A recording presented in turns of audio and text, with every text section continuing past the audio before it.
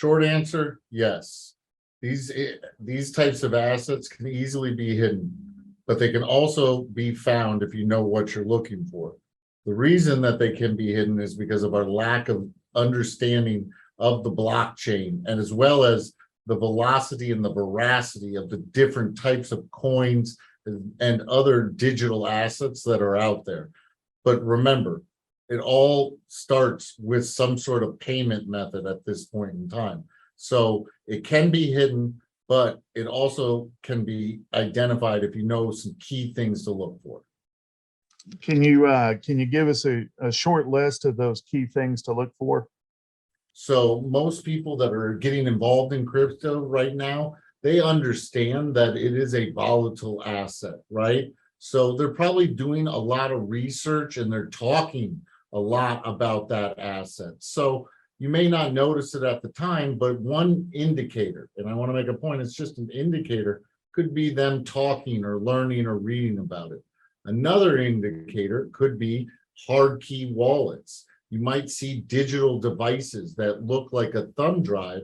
So if you're starting to see these types of things, I would say you want to look at it. But then most importantly, if you do have a suspicion of crypto, I think there's really two places to start. Number one, is the individual that you have concerns about employed or received payment from somebody for services or product where crypto could be used. There's a lot of companies, specifically in the technology space and other startups, that are using these types of digital assets as compensation and the allure that it gives to some participants in it.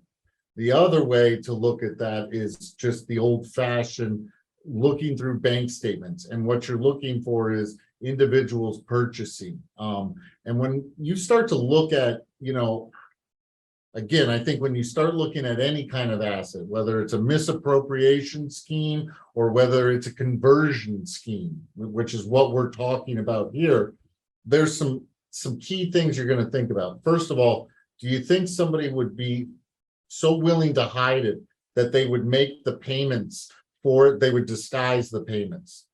Most of the time when we're looking for conversions, or we're looking for round dollar numbers, we're looking for multiple types of events. So there's tools available to forensic accountants where we know certain types of indicators to look for in that data to determine whether or not that risk is prevalent. Quick follow-up question. In your experience, do you see the transfers from bank accounts or investment accounts, say with a brokerage firm? And if so, are they wire transfers or just some other type of debit and credit? I've seen them all. And that's a really good question. And you have to be looking at that as well, too.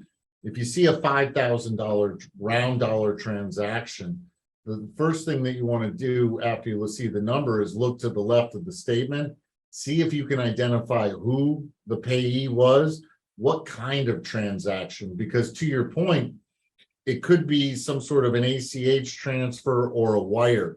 Well, there's information in that data right there to start looking. Is there other wire transactions? What about this routing number? Can we find these types of things? Again, it all comes down to materiality and how deep you want to go. But I've seen those, the financial institution industry, is going through the fintech revolution. I don't think a lot of people, they talk about crypto and they talk about digital assets and NFTs.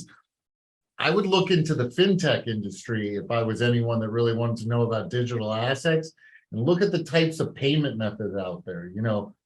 The allure of crypto is the blockchain and the anonymity and the auditability of that. Well, there's a lot of different financial products and technology that helps with payment, that helps with debt relief, that can move funds between assets and liabilities. And I think you need to understand how fintech is involved. But that's something us as forensic accountants need to do, when we're looking to move money these days.